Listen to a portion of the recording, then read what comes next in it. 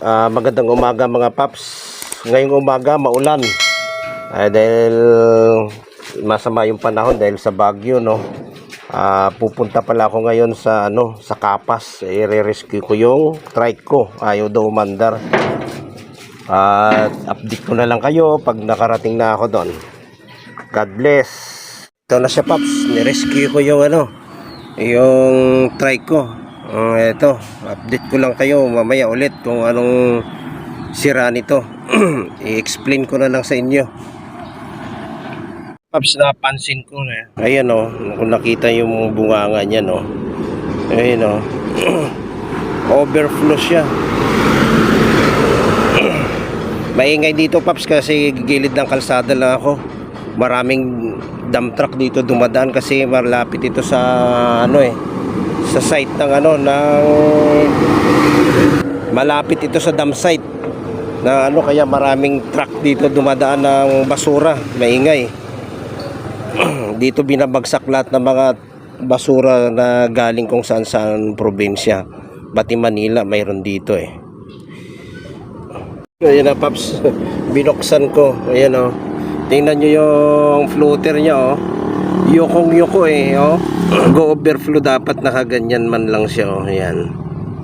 Kasi hindi niya nasasara yung yung daluyan ng ng gasolina. Ayan, dapat pag ganyan pag gano'n siya dapat ayan nakasara sa yan hanggang ganyan kasi ganyan yan siya Tapos pag may naman na yung yung visen ng carb, nakaganyan na lang siya ayan, nasasara niya na yan, ganyan ayan lang paps, overflow siya, kaya ayusin ko na lang.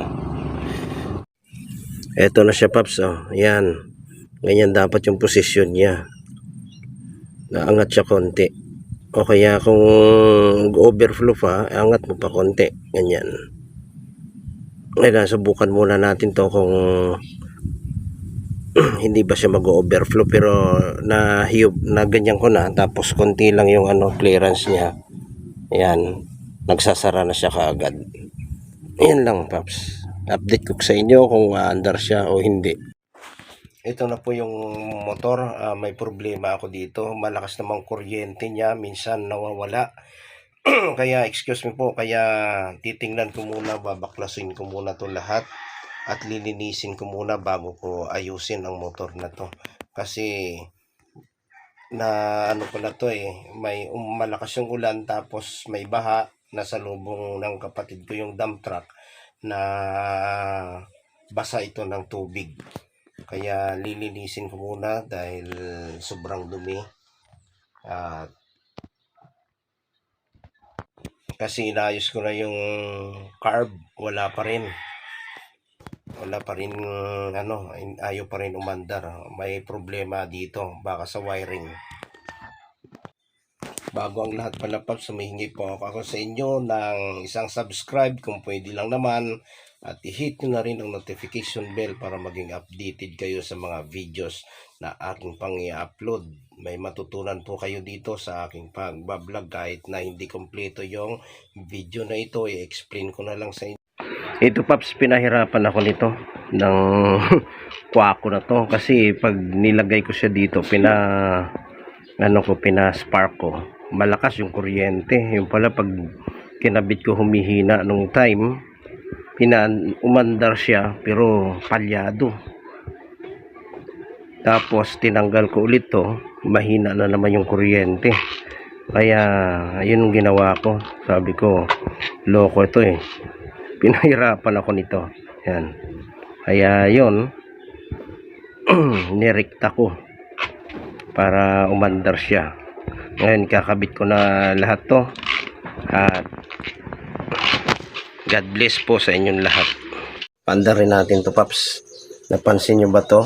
Yun yung kwako niya, mahina yung supply ng kuryente pag ginamitan ko to. Ayaw umandar, kaya nilagyan ko ng wire, nirekta ko. Try natin kung aandar. Chok na muna natin dahil umaga ngayon.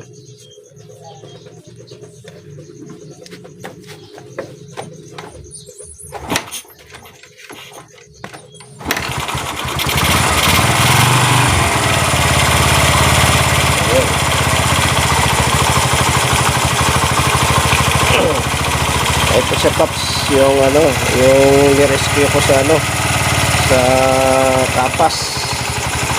Pinahila ko. Kaya daming ano, nabasa to, pati yung mga sakit pinangtanggal ko. Yung mga sakit-sakit dyan dahil basa ng ano, ng tubig dahil sa baha. Ayan, mandar na siya ulit. Yan lang, God bless sa ating lahat. At nagtataka kasi ako na hindi ko mapaandar to eh, dahil nung kinabitan ko ng battery na may karga, umiinit yung ano niya, CDI. Ngayon napansin ko yung mga sakit na to. Yan, mga sakit na to, basa pala ng ano, tubig. Alam mo, sira na yung fuse niya, oh. Kaya walang ano, ayun, mainit, oh, yung fuse, oh. Pero yung CDI niya, hindi siya mainit. Ayan. Hindi siya mainit yan.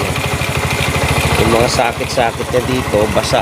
Kasi dito, basa. Kaya nilinis ko muna bago ko napaandar to. God bless sa inyo mga Paps lahat, kasi grounded yata, grounded dahil basa. Hanggang dito na lang Paps yung video ko. God bless sa inyo lahat. Sana nagustuhan nyo yung video ko. God bless sa inyo lahat.